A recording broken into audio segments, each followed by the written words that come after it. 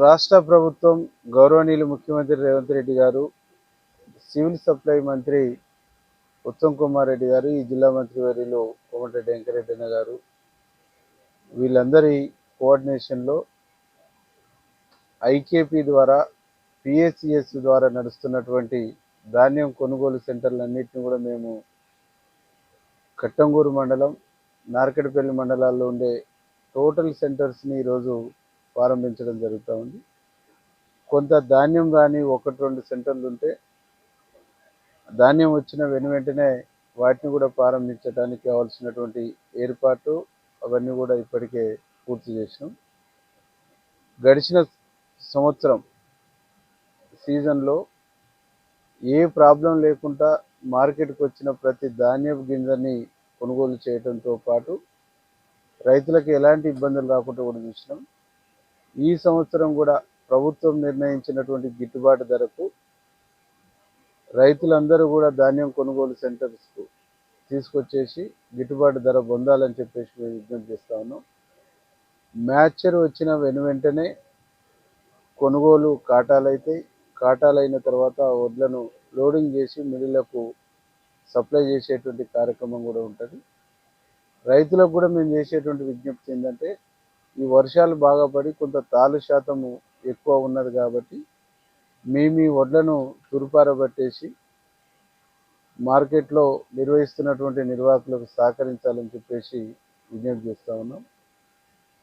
రైతాంగం మొత్తం దళారీల బారిన పడకుండా గిట్టుబాటు ధరకు మార్కెట్లకు ఐకేపీ సెంటర్ అందుబాటులో ఉంటే ఐకేపీ సెంటర్కు, పిఎస్సిఎస్సి ద్వారా నిర్వహించే సెంటర్లు అందుబాటులో ఉంటే వాటికి మీ ధాన్యాన్ని తీసుకొచ్చి సకాలంలో అమ్ముకోవాలని చెప్పేసి విజ్ఞప్తి చేస్తాం. దీంతోపాటు ఈరోజు రైతులకు ఎక్కడ ఇబ్బంది జరగకూడదని చెప్పేసి ప్రతి ధాన్యం కొనుగోలు సెంటర్లో ఎంట్రీ రిజిస్టర్ని మేము మెయింటైన్ చేస్తూ రైతులు ధాన్యం తెచ్చినటువంటి రైతుల పేర్లను మేము అక్కడ నమోదు చేస్తాము.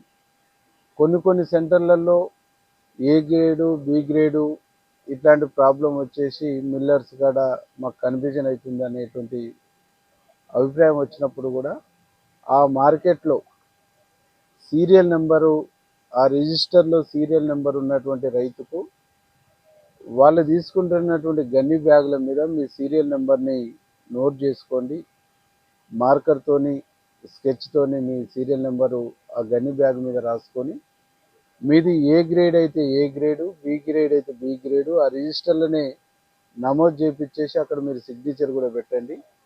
అప్పుడు మీ బస్తాలకు నెంబర్ ఉంటుంది, గ్రేడింగ్ రికార్డులో ఉంటుంది, ఎలాంటి ప్రాబ్లం రాదని చెప్పేసి కూడా మేము సూచన చేయడం జరిగింది. అధికారులు కూడా ఆ వైపుగా డ్రైవ్ చేస్తారు.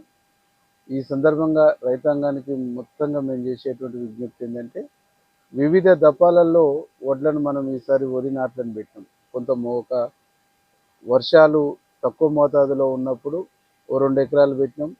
వెంటనే అట్నే కంటిన్యూగా ఒక్కొక్క రైతు 5 ఎకరాలు 10 ఎకరాలు పెట్టుకుంటూ పోయి మ్యాచర్ చూసిన తర్వాత, ఆ మ్యాచర్ వచ్చిన తర్వాత నైట్కి నైట్ మళ్ళీ పచ్చొట్లు తీసుకొచ్చి దాని మీద పోయటం మూలంగా అక్కడ మిల్లు కాడ పోతే ప్రాబ్లం అవుతుంది. అట్లా చేయొద్దని కూడా మేము విజ్ఞప్తి చేస్తున్నాం. అట్లా చేస్తే మీ గన్ని బ్యాగుల మీద నెంబరింగ్ ఇస్తారు కాబట్టి ఆ వడ్లు ఏదైనా తేడా ఉంటే కూడా మీరే బాధ్యత వహించవలసి ఉంటుంది.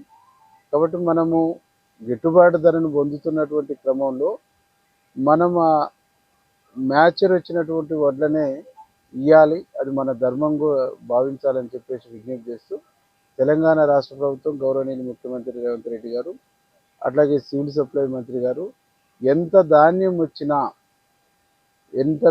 వచ్చినా చివరి గింజ వరకు కొనాలనేటువంటి కమిట్మెంట్తో ప్రభుత్వం ముఖ్యమంత్రి గారు ఉన్నారు. పోయినసారి రికార్డు స్థాయిలో ధాన్యం పండితే కూడా రికార్డు స్థాయి ధాన్యాన్ని కూడా కొనుగోలు చేసి ఎక్కడ రైతులకు ఇబ్బంది లేకుండా చూసినటువంటి ప్రభుత్వం తెలంగాణ రాష్ట్ర ప్రభుత్వం గౌరవనీయులు ముఖ్యమంత్రి రేవంత్ రెడ్డి గారు. రైతులు కూడా అకాల వర్షం ఉదయం మంచిగా ఉంటుంది వాతావరణం, సాయంత్రం సడలిన వర్షాలు పడుతుంది కాబట్టి మీ రాసులకు తార్పాలు కప్పుకోవటం కానీ, సాయంకాలం కాగానే రాసులు కుప్ప చేసుకోవటం కానీ, మీ ధాన్యం కొనుగోలు అయ్యేంత వరకు కూడా కళ్ళానికి అందుబాటులో ఉండి వర్ష సూచన ఏమైనా కనిపించేస్తే మీరు రాసి పోసుకోవడం, దాని మీద టార్పలు కప్పుకునేటువంటి జాగ్రత్తలు కూడా తీసుకోవాలని చెప్పేసి విజ్ఞప్తి చేస్తూ, ప్రభుత్వం వైపు నుంచి, ప్రజాప్రతినిధుల వైపు నుంచి, అధికారుల వైపు నుంచి, సెంటర్ నిర్వాహకుల వైపు నుంచి, అట్లాగే ధాన్యం కొనుగోలు చేస్తున్నటువంటి ఎఫ్సిఐ నుంచి కానీ, సివిల్ సప్లై డిపార్ట్మెంటు, అట్లాగే మిల్లర్స్ నుంచి నిరంతరం కోఆర్డినేషన్లో మన నియోజకవర్గంలో వేగంగా ధాన్యం కొనడానికి మేము అన్ని రకాల జాగ్రత్తలు, అన్ని రకాల ప్రయత్నాలు చేస్తాం.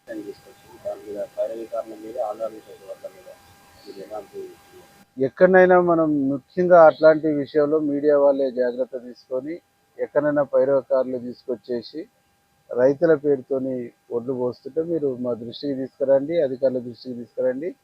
చట్టపరంగా వారి మీద కేసు నమోదు చేసి తప్పకుండా శిక్ష చేస్తాం. అయితే బార్డర్లో ఇప్పటికే ప్రభుత్వం వైపు నుంచి జిల్లాకు వచ్చే అన్ని బార్డర్లలో చెక్ పోస్టులు పెట్టి ధాన్యం రాకుండా జాగ్రత్తలు తీసుకుంటుంది. ఒకవేళ ఎక్కడి నుంచి అయినా వచ్చి ఉంటే మీ నోటీస్కి వస్తే మీరు, పౌర సమాజం కూడా వారి నోటీస్కి వస్తే మా ఎంఆర్ఓ గారు, ఎస్ఐ గారు, లేదు మా సంబంధించినటువంటి పీడీ గారు, ఏ డిపార్ట్మెంట్ దృష్టికి తీసుకొచ్చినా అందరూ కోఆర్డినేషన్ చేసుకొని చర్యలు తీసుకుంటారు. అట్లాంటిది జరగకుంటుంటారు. రైతులకు కూడా ఈ సందర్భంగా మేము విజ్ఞప్తి చేసేది ఏంటంటే, మీ పాస్బుక్లు ఎవరైనా దళారీలు అడిగితే వారికి మీ పాస్బుక్లు ఇచ్చి సహకరించొద్దని విజ్ఞప్తి చేస్తాం. తెలుగులో న్యూస్ కి ఫాస్టెస్ట్ యాప్ ఇప్పుడు టోటల్లీ న్యూ అవతార్లో జస్ట్ 5 సెకండ్స్ లో కంప్లీట్ న్యూస్, సోషల్ మీడియాలో ట్రెండ్స్ కి one stop solution, live TV app, voice search option తో ఇప్పుడే డౌన్లోడ్ చేయండి లేదా అప్డేట్ అయిపోండి. యాప్ లింక్ డిస్క్రిప్షన్ లో ఉంది.